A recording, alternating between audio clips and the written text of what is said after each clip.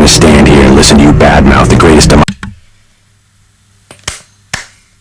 Okay, let's talk about Titans. Oi, how's it going? I like the show Titans on Netflix and HBO. The third season though. I'm really excited for the upcoming fourth season, which apparently got the green light a few months ago. And it got me thinking, where is Titans going from here? Because if I'm being completely honest, I think the third season was disappointing. I'm not saying it was bad, I'm just saying they had a lot of good things going for it and they just could have done so much more with the amount of potential they had with storylines, the introduction of Red Hood and blah blah blah blah blah. And I just think it was not poorly executed, but not the best. I definitely think the season declines as it continues, but that's like 90% of TV shows, so I'm not going to hold it against this one show. But I thought definitely season 3 had the most potential to be the best season, but it just kind of fell a little flat compared to the last two. Before we get started, I want to try and stray away from reviewing just the whole series so far, because, you know, it's still going strong, it's still relatively new, so I'm not going to try and, you know, spoil it for everyone, but just in case, spoilers ahead, because I have a tendency to ruin shit for everyone. So with that being said, let's start at season 1.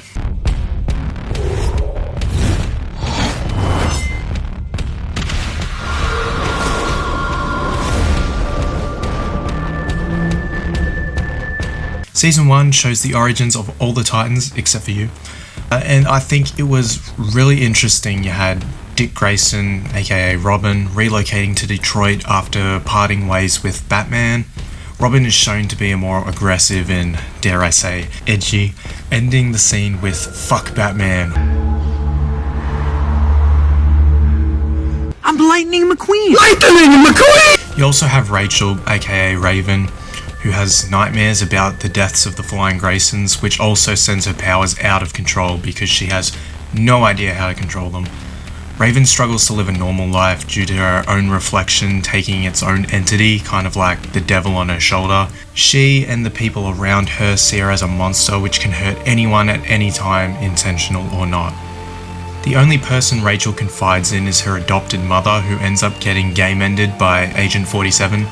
I glossed over that bit because it doesn't really matter within the grand scheme of things, but yeah, whatever. After stepmom gets pew-pewed, Rachel runs away and ends up getting a one-way ticket to Detroit.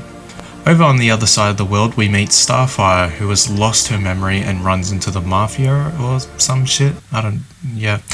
She ends up escaping and has a lead to find out who she is, which then leads to her finding another lead that leads onto another lead, which is a picture of Rachel. Skip ahead a bit, Rachel meets Dick Grayson, Rachel meets Dick and they get acquainted. They meet each other and get to know each other. God fucking damn it, what is wrong with me? And then the ball finally gets rolling and they all meet and slowly become a team, kind of, consisting of Raven, Beast Boy, and new Robin, aka Jason Todd. We learn that Starfire was sent to Earth to either kill or protect Rachel, told from an ancient scroll from Starfire's ship. So the whole time the audience is left wondering if Starfire is going to kill Rachel, unlikely because we know how these things play out, or protect her. I like for the most part they try to establish characters that aren't already in the DC cinematic universe, I said for the most part. In season 1, I hate how they ended up including Batman, but in the grand scheme of things, I get it, it makes sense. I'll get to that later.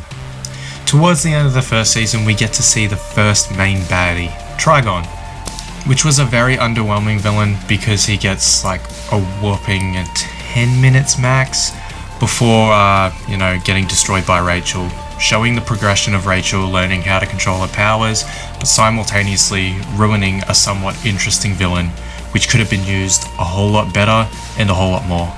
In conclusion, the first season is good. It does a solid job of introducing well-picked selection of DC characters, and it was a very enjoyable watch. Iggy's stamp of approval.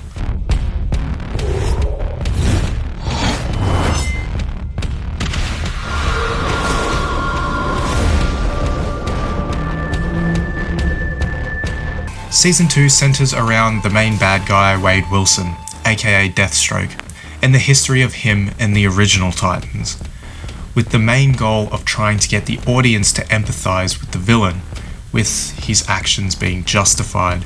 All the while the new Titan members are training to become a super squad, kinda like the old Titans. They also introduce a few new characters while trying to expand on the characters they already have, and that's something I don't like. I don't like the introduction of Connor, aka Superboy, because one, I feel like the show should have stayed away from any Superman characters, because, you know, they have so many character inconsistencies, and two, Connor is at face value OP as shit and can really be the solution to any problems the Titans have, but they don't utilize him correctly. And at the same time as Connor's storyline trying to find out who he is and where he belongs, the Titans have some dysfunctions as a team, which is a common trope with any superhero team, you know, the Fantastic Four, the Avengers, the Incredibles, etc. But is done quite well. Jason also has his own challenges to overcome, most notably his arrogance, with him believing he can kill Deathstroke by himself. This doesn't work, and almost leads to the death of Jason Todd. Good job, dickhead. The end scene shows the death of Donna.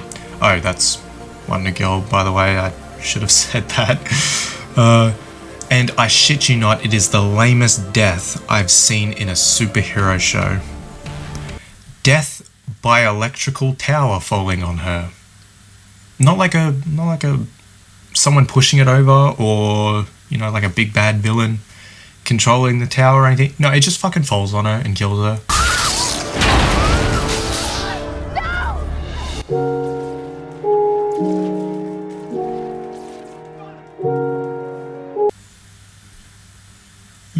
You're a fucking Amazonian or some shit.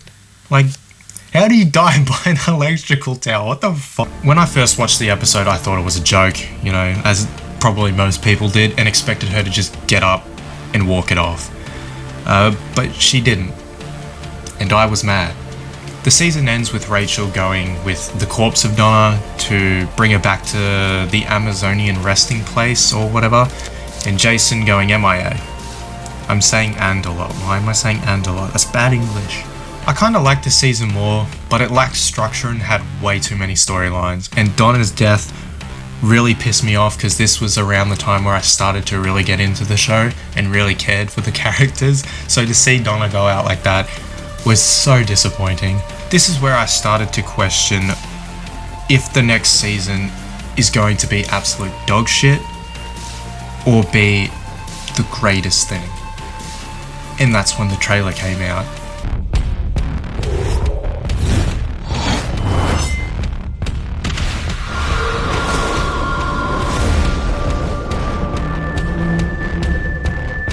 Jason Todd's Red Hood storyline was a strong beacon of hope, creating a villain that could rival the Titans for a couple seasons, the way, I don't know, Trigon or Wade Wilson was meant to do, but apparently not. What the fuck do I know?